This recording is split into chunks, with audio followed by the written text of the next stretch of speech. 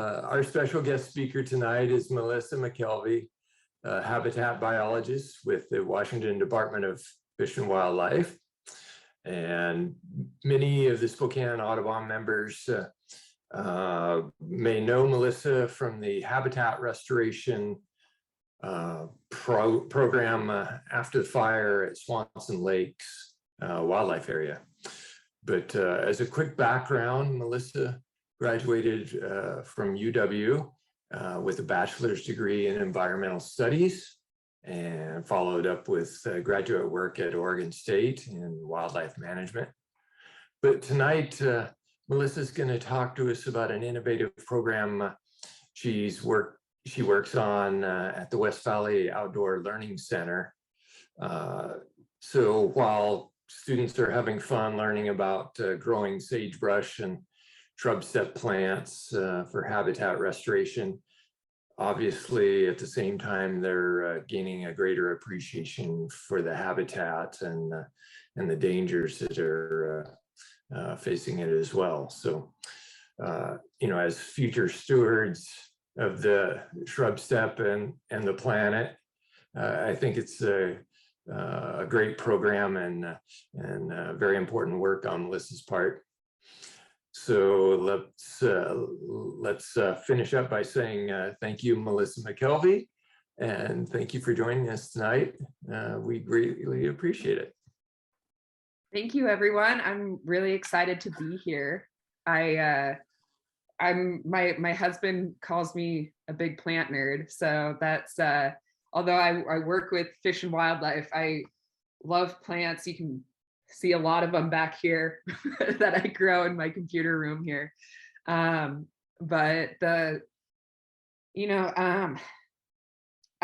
didn't really appreciate arid ecosystems and desert ecosystems until, I got older. I grew up in Eastern Washington, and it really wasn't until I started seeing the increasing forest fires and just wildfires that I started really looking at these ecosystems and seeing how unique and special they are. I think when you're young and going through science classes, you have a tendency to look at, the coral reefs and the forests, which are very beautiful, but being able to identify that unique beauty of shrub-steppe and those ecosystems is just something that I'm really fortunate to have gotten into. So with my position with Fish and Wildlife, I'm the habitat biologist for Lincoln and Whitman counties. So Lincoln County, of course, Swanson Lakes wildlife area falls into that. And I'm going to start my presentation. Feel free to interrupt me at any time. I kind of want, I'd love to, I'll have time for questions afterwards, but, feel free to let me know. I love talking with people about this stuff. I love it. So feel free to stop me at any time.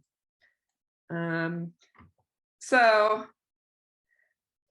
just to kind of go on, to start on some of the basics, and this is part of what I go to, like when I start working with kids as well.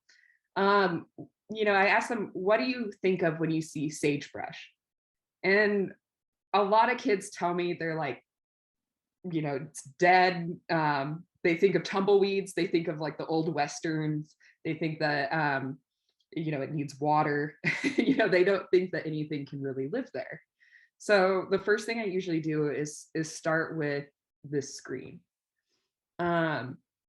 You guys obviously you're out, you're bird watching, you experience this, so but a lot of people, friends, family have no clue the diversity and the wildlife and fish life that do depend on this ecosystem. So Shrub-Steppe is the largest natural grassland in North America, and steppe is actually a Russian word that means vast treeless plain. So the photo that I included there is one of Swanson Lakes before the fire. um, that I'll talk about a little bit more here. So the map here is one that shows the historic loss of shrub-steppe range. The map below shows what we're looking at now, an estimated 20% of what we have about 20% of historically what we once had. So one researcher in work that I've done for my grad school that I wrote about, one researcher actually described it as going from a sagebrush sea to lakes and ponds. A lot of this loss, kind of is agriculture. A lot of development is a big issue that we're seeing. Just a lot of kind of that change of agriculture rangeland into houses, carving up kind of that land, the change of land use. So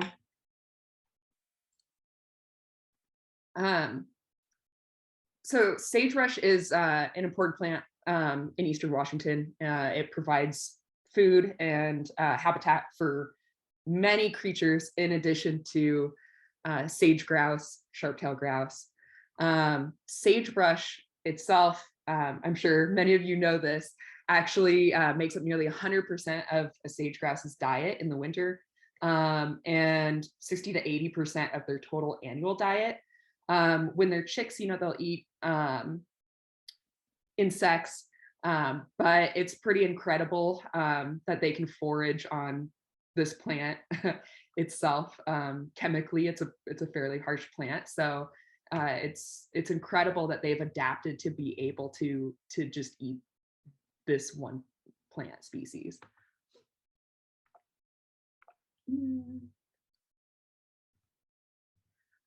So I included this because what's really interesting is that, so this is a photo I took when I was in Phoenix, Arizona. I went to I walked through and was looking at plants there.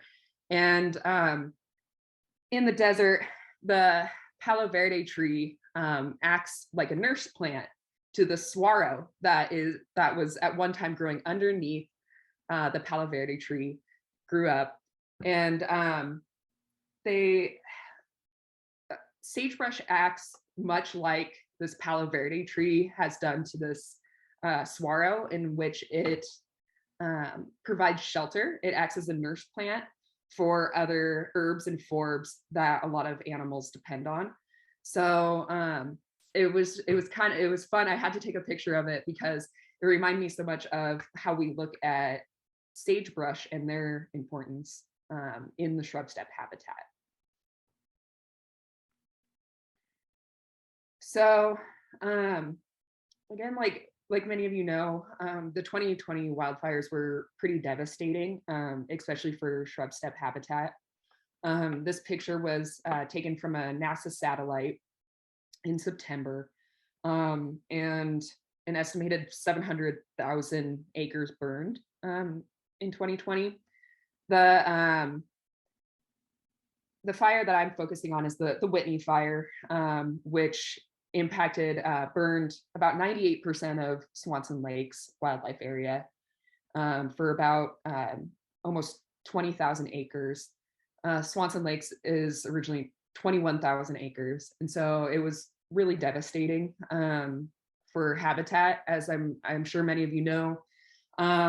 It caused us to uplist sage grouse into state listing. So we've been doing LEC surveys, and I know you guys have been a huge help in that as well.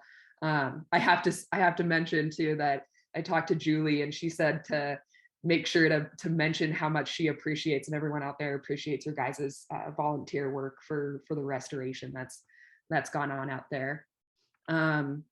This is some of the devastation. So you can see this was our office building. The only thing that protected this office building was they were actually removing some of the grass, and they were going to be putting in native plants around the office building.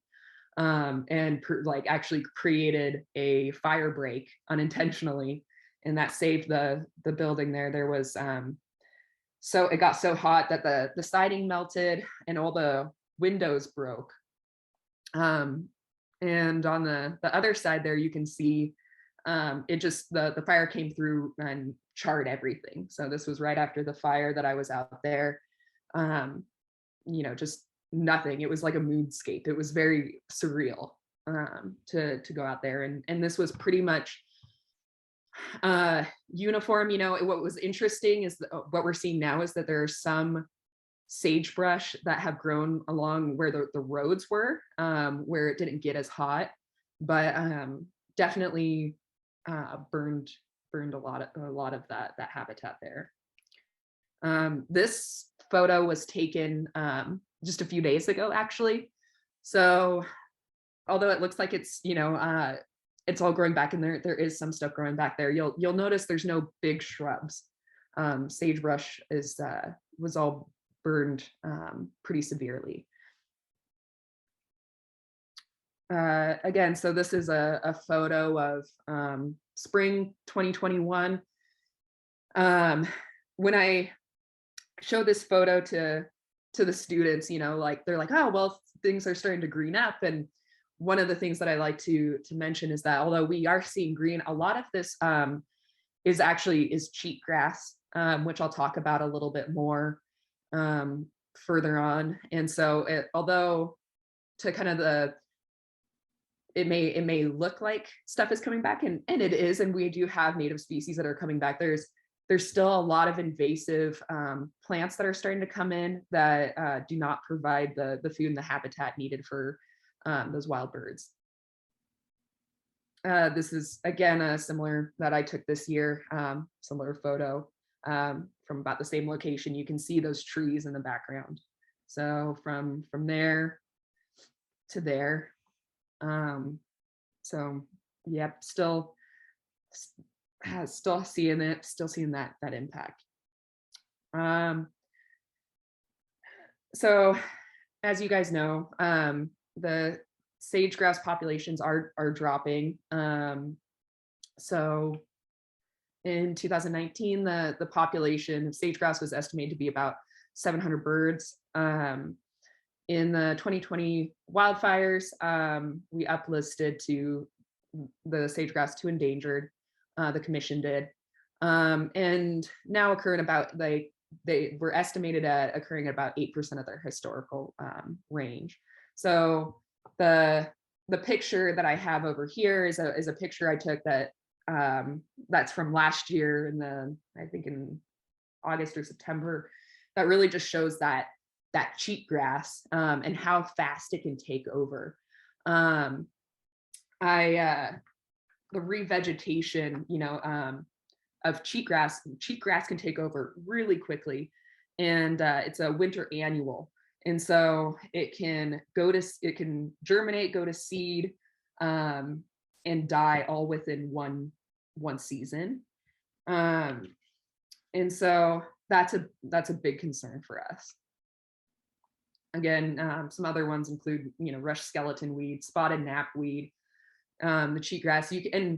That's stuff that you can see. I actually live really close to the Saltese uplands, and these are plants that you see pretty regularly, like over there as well, just covered in that area. And when I talk to kids about invasive plants, usually it's giving them just an introduction to what an invasive plant is, because sometimes people will see, they're like, okay, well, plant's a plant, right? And explaining to them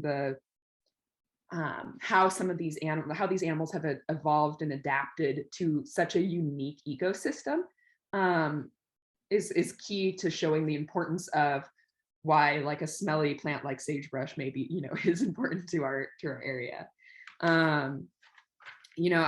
I definitely want to drive home just the impact of cheatgrass in Shrub-Steppe. One plant can produce 550 seeds, and so it can just cover an area it really likes disturbed soil. So anything post-fire, movement of soil, like building, anything like that, it really thrives on those conditions.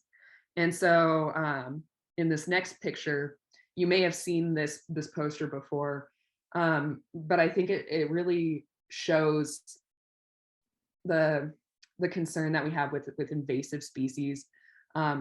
Sagebrush and other native plants produce massive roots, either tap roots or roots that span out and can bring that water up and actually provide water to other plants as they bring it up during, at night. And with cheatgrass, it can develop a pretty extensive root system, a shallow, extensive root system by spring, when the native plants are just germinating, just getting started. And those they're not able to set out those deep tap roots, and end up getting out competed and dying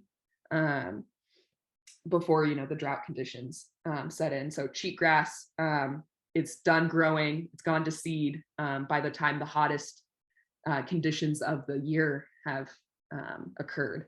So and then of course during those conditions, it's in August, September when we have our wildfire season. And so they provide they're big ground fuels, and they can really encourage wildfires.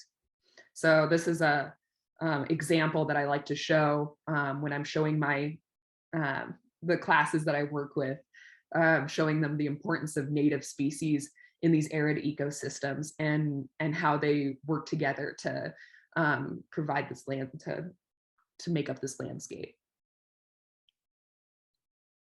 Again, this is another slide that with the kids talking about how sage-grouse chicks, depend on forbs and insects.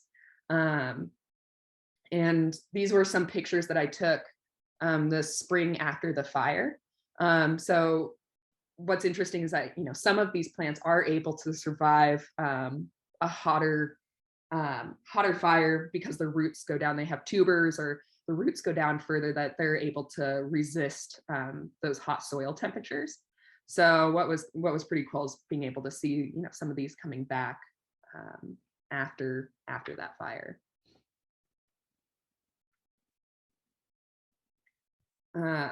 Again, the picture over there, you can see it's all charred.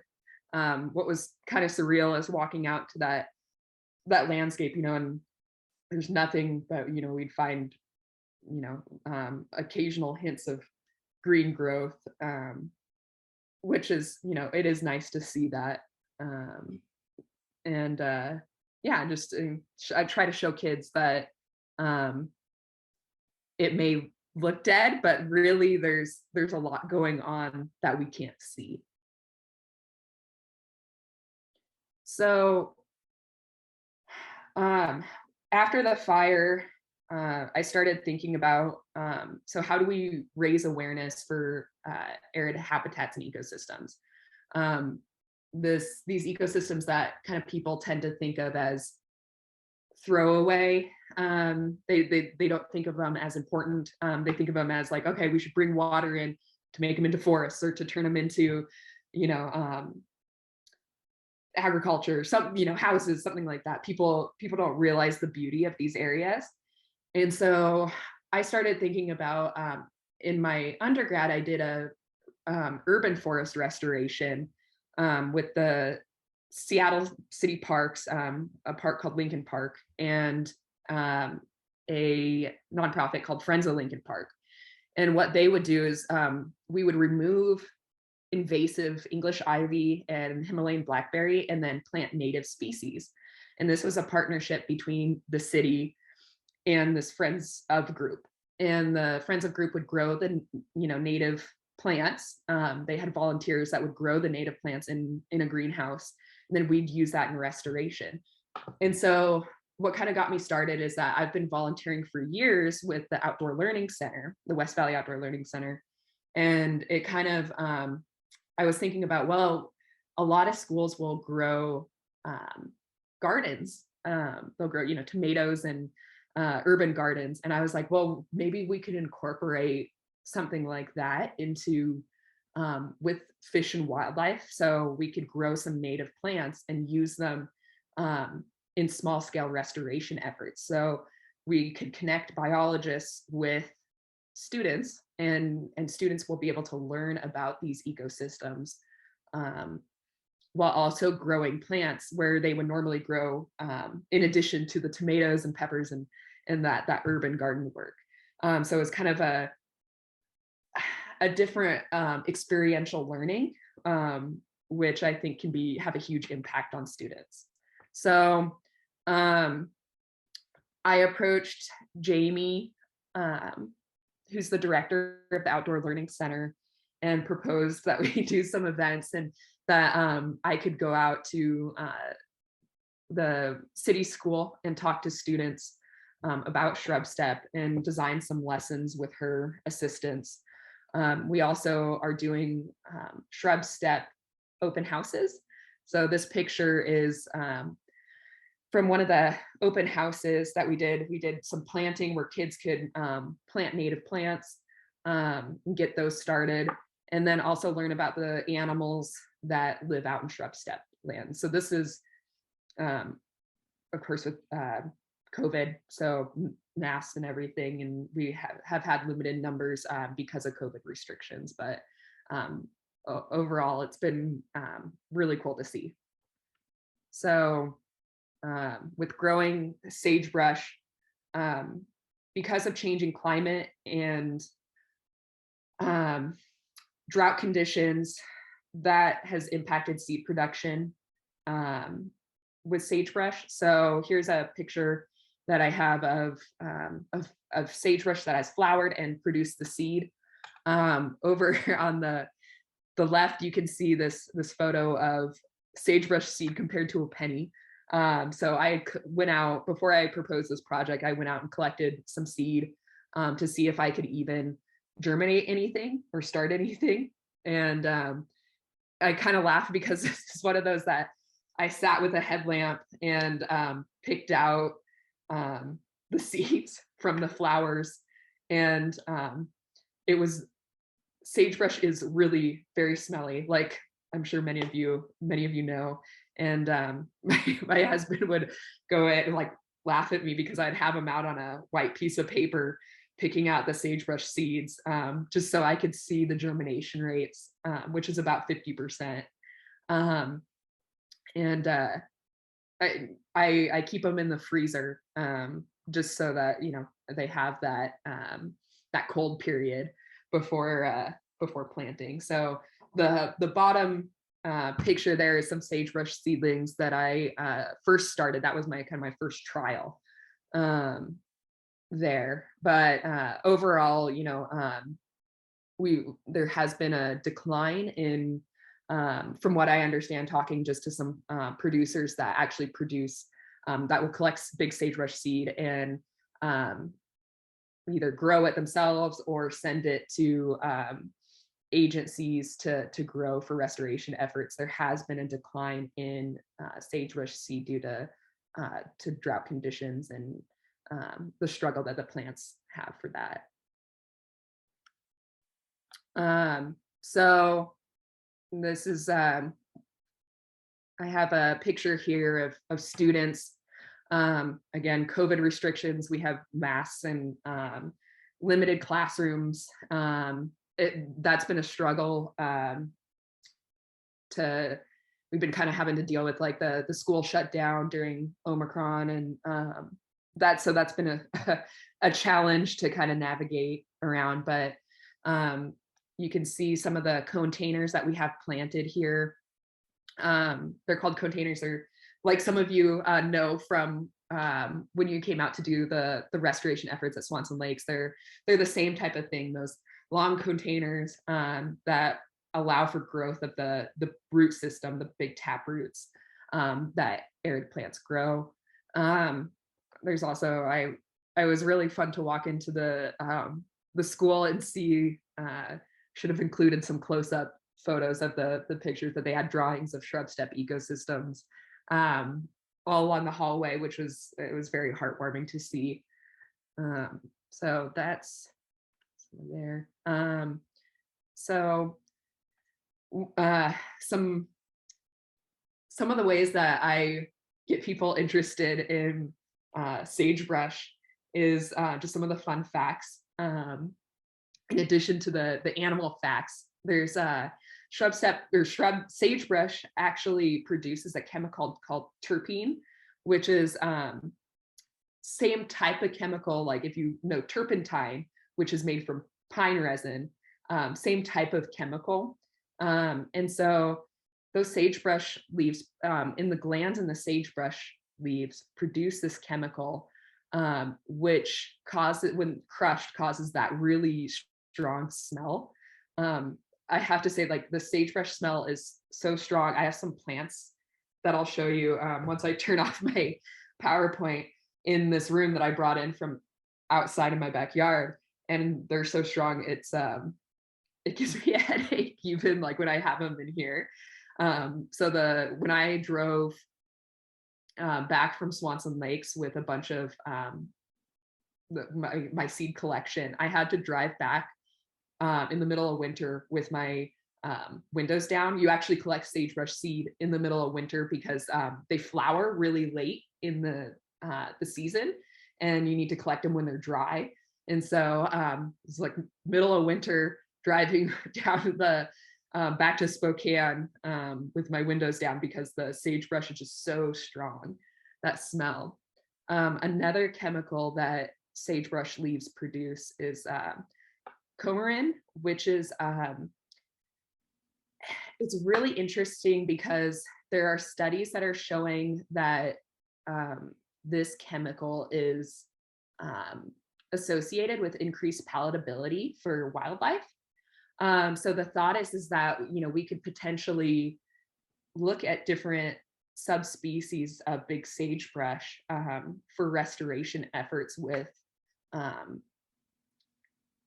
sage grouse, and kind of associate those subspecies with palatability.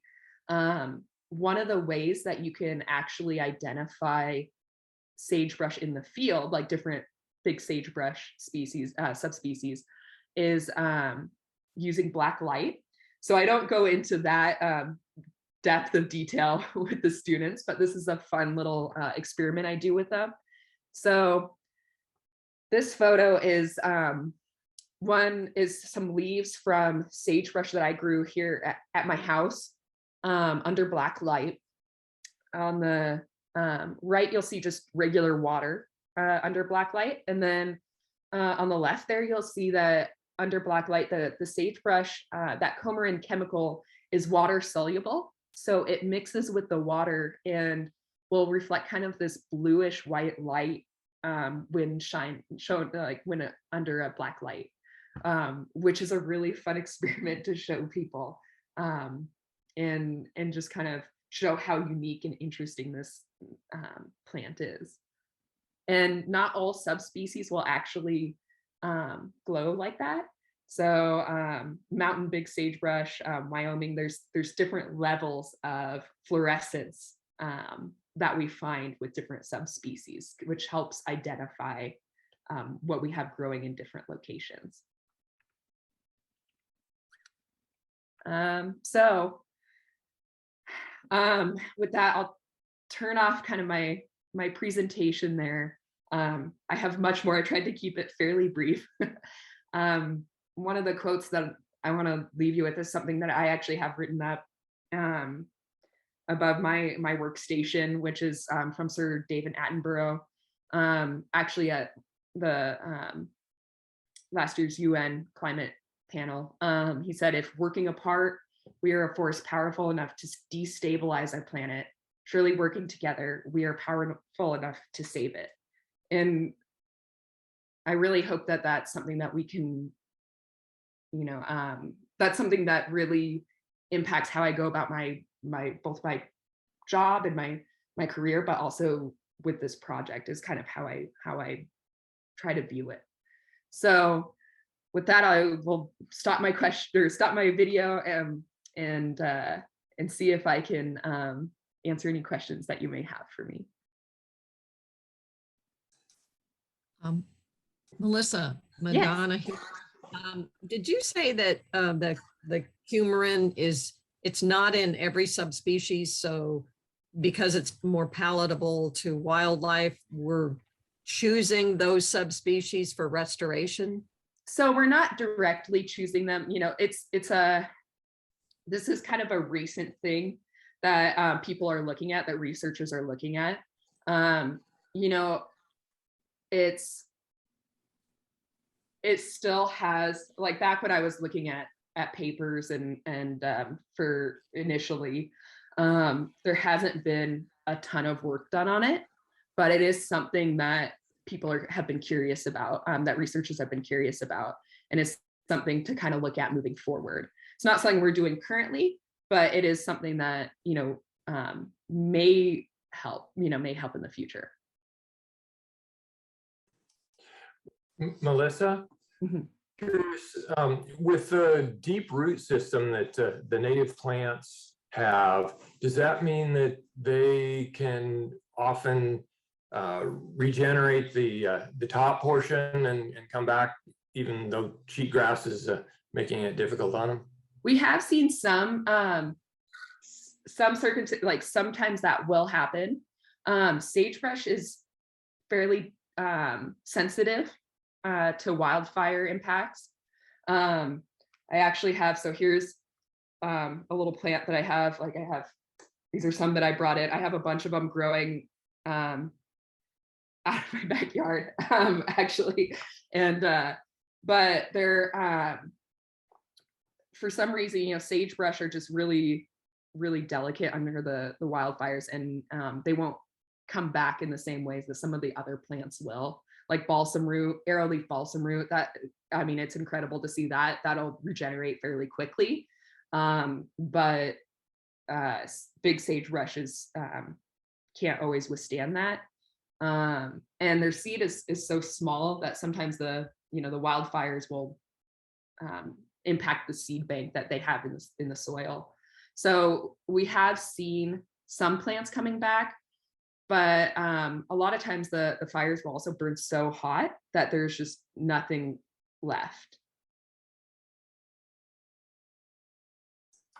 Now, if is there any information, you know, historically before we spread cheatgrass and other invasives around, was the regeneration different? Yeah, the fire regimes of Shrub-Steppe, we would see, you know, more frequent fires that were less intense. And right now we have these fires that move so quickly, and they're so hot. I don't know have you guys seen, there's a really great little mini documentary that Fish and Wildlife did about Shrub-Steppe. That was just really cool, and I can share the link on the chat there. But there's a really, really cool video that I've been, you know, I try to send out to all my friends and family and everyone. But we're just seeing kind of that, like everywhere, the fires are massive, and so it's hard to be able to control them and restore afterwards because that regime is so different. On chat, there's a question from Penny. She says she was late to the party. She's interested in planting native plants on her property. She has perfect sagebrush habitat. Would it be easy enough to get that established, and where could she get plants? Yeah, you know, there's so I kind of have to be careful, since I am a government employee, suggesting specific private companies.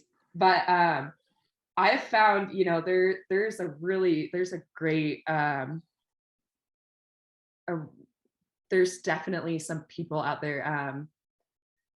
You know, there's the conservation districts are really helpful. You know, the Lincoln County Conservation District is awesome, and they're doing.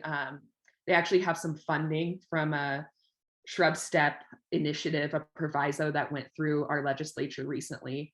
And so I know that they've been doing a lot of work on Shrub-Steppe, and I've been really impressed by what they do.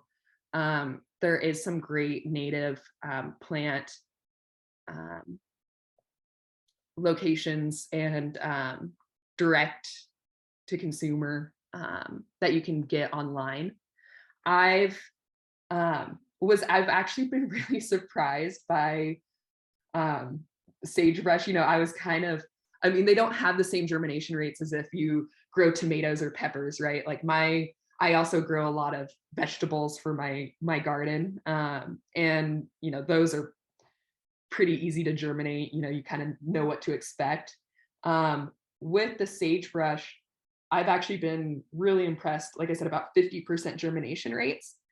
So these are ones that I started about a year and a half ago. And there was, I've been just really amazed by their resiliency. And they definitely need a cold period of where you either plant them in the spring to let them overwinter or put them in the freezer. I always keep all my seeds in a freezer for any of my native plants because they need that cold weather to germinate a lot of times.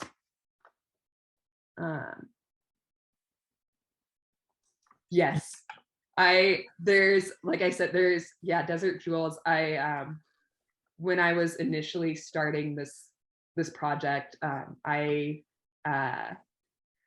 did reach out to her, and she was very kind and helpful with giving me assistance just as I was getting recommendations on how people have dealt with like growing stuff and sagebrush and her experience. And she was wonderful. Yeah, there's definitely a few.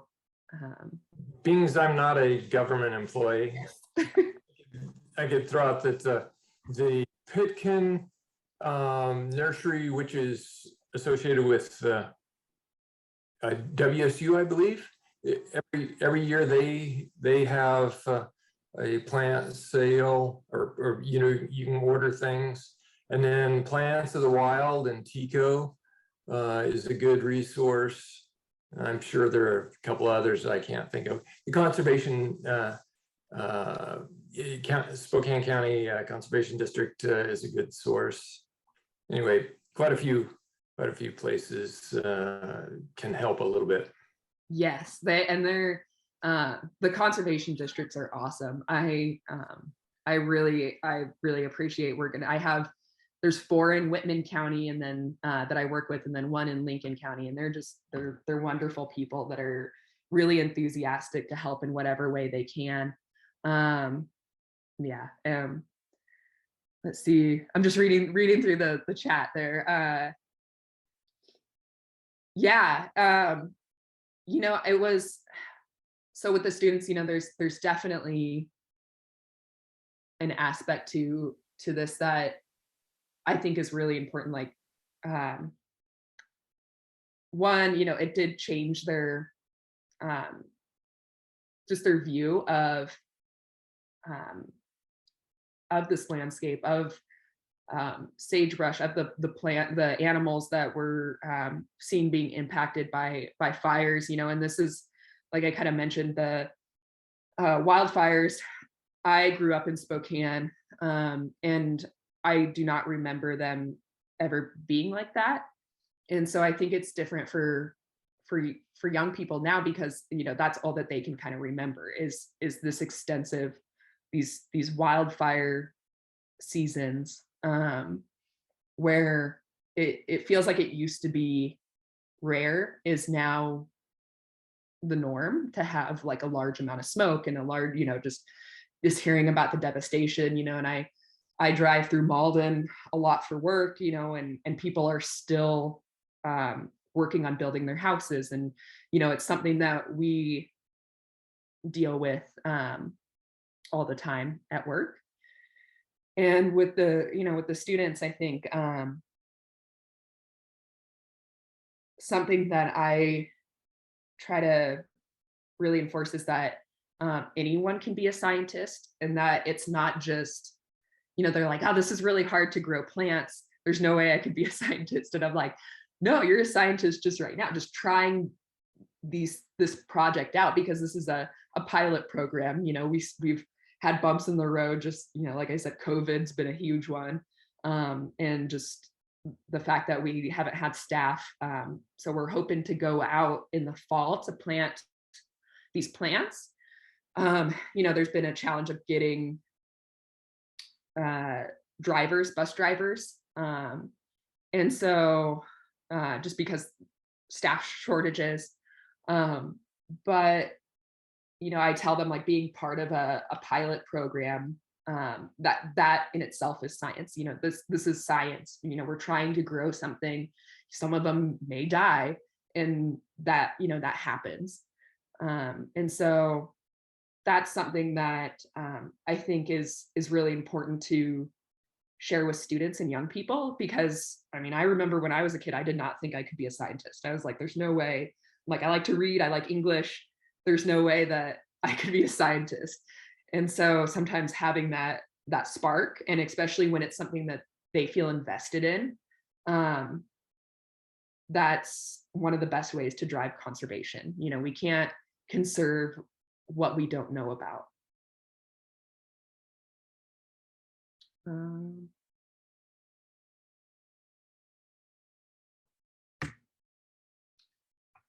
Okay, so how many years does it take for sagebrush to mature? So we're kind of estimating based on, to provide like good habitat for grouse, maybe 10 to 15 years. And so they are, relatively slow growing. But, if you've seen the like the hens underneath a sagebrush plant, they depend on that sagebrush plant to really blend in. And it's incredible. But so one slide I didn't have in this presentation is I have kids, like I show this picture that Micah Tomian, who's our wildlife biologist for our area, and that he has some great photos of, he has this hen that's hiding underneath a sagebrush plant. And I'm like, okay, try to find the hen. And the kids can never find her because she is like perfectly hidden underneath this sagebrush plant. And I think, that's one of the things that we look at too when looking at maturity for these plants, is that not only is it providing forage and browse for animals, but it's also about providing nesting habitat. And so while we are seeing some of the herbs and the forbs coming back that do provide food, it's getting those sagebrush plants to a certain height. So about 10 to 15 years.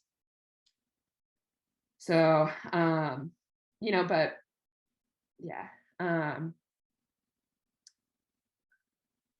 And, controlling cheatgrass, there's definitely different methods out there. There's kind of like the same with the reed canary grass, right? With riparian habitat, there's efforts to, if we can outcompete it, get these plants established, which is one of the methods for growing, restoring an area, is when you have these restoration efforts and you can grow plants on your own, that actually provides the plant with a head start. So where normally the cheatgrass would outcompete the little sagebrush seedlings, which are trying to germinate in the season, like in, early in spring, when the cheatgrass has already gotten established. what we kind of do is basically we're giving the sagebrush plants and other native species kind of a hand up to be able to get started. So they're not trying to compete when their root system is still so shallow. So some of that, mowing before, like a mechanical control before it goes to seed. We try not to do, like chemical sprays or anything, that's just really pretty rough, but it's tough to manage. Kind of once it gets started, it just takes off. Thank you for your kind words, Susan. Really, really nice. But I mean, it's honestly, it is the way that I see this. It's other people, it's people that say yes to me, to from Jamie to my supervisors to other people who let me come and nerd out about this stuff is I think like what really it does it, because I went to a conference about there's a wildlife conference here locally in Spokane a few months ago, and we were talking about Shrub-Steppe and sage grouse, and it is pretty devastating to learn about the populations and the decline, but there's a lot of people that are really working hard to try to bring those populations back. And so that's something that I think is really inspiring. Yeah. Yes. And so, yeah, Lindell, so that's a huge issue. So, potential sources available. So, with the amount of wildfires that we see, in California, in anywhere from Colorado to all over the place, finding sources of seed between the lower seed production and then the just finding equipment, finding staff to be able to do this. That's why community involvement is so huge, and that's one of the reasons that I really tried to drive that home with who I when I talk to people at work, coworkers, colleagues, that type of stuff, is the more that we can involve our communities, look at the backyard bird count, right? Like that's huge. And that type of stuff is what helps provide data. It helps provide boots on the ground. It helps in so many ways that, like, we just trying to go through, providing funding and all of this. It is still a struggle. And the thing too that we look at is even if everything that we want is funded, right, there's still the process of getting people to just getting the manpower to get out there and plant and do the work as well. So it definitely takes a community, and so it's a lot of it.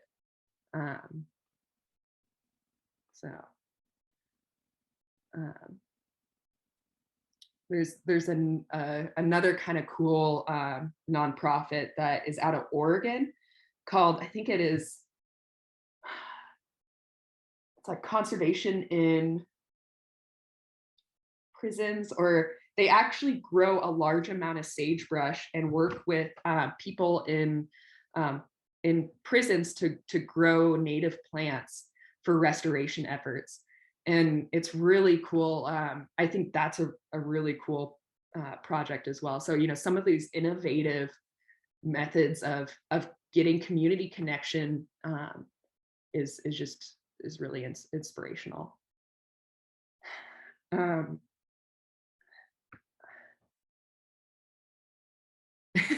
Yes.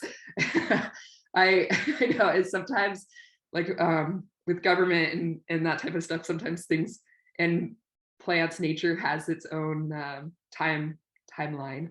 And so yeah, I'm like, we just gotta keep at it.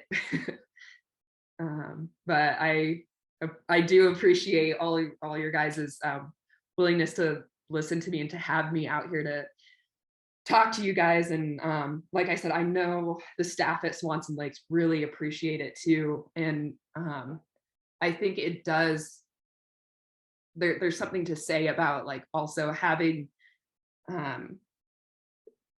community involvement for just how it impacts us, and knowing that, you know, like we have people who want to help us and vice versa. I think that says is really inspirational as well to us.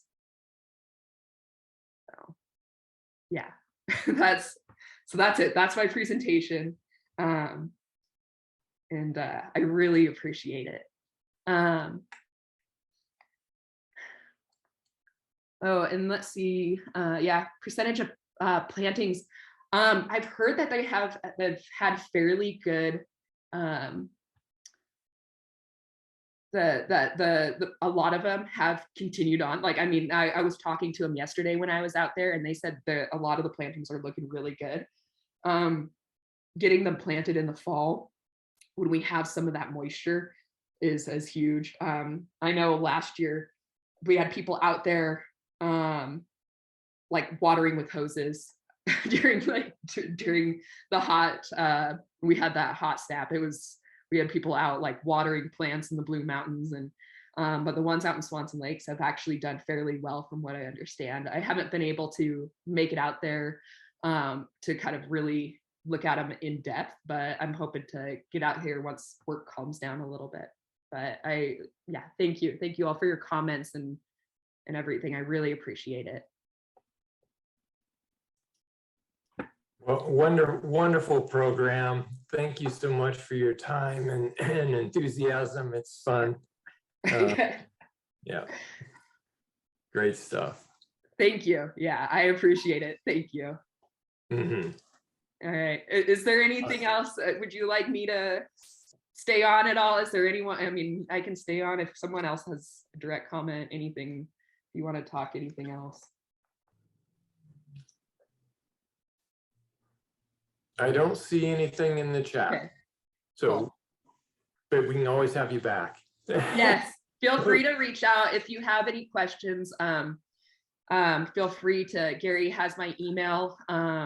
You know, anything habitat related to, I could help out past Shrub-Steppe. If you have a habitat question, feel free to reach out to me. And if I don't know the answer, I'll put you in contact with someone who does. Super. All right. Thank you so much. Yeah, have a Take good care. one. Bye.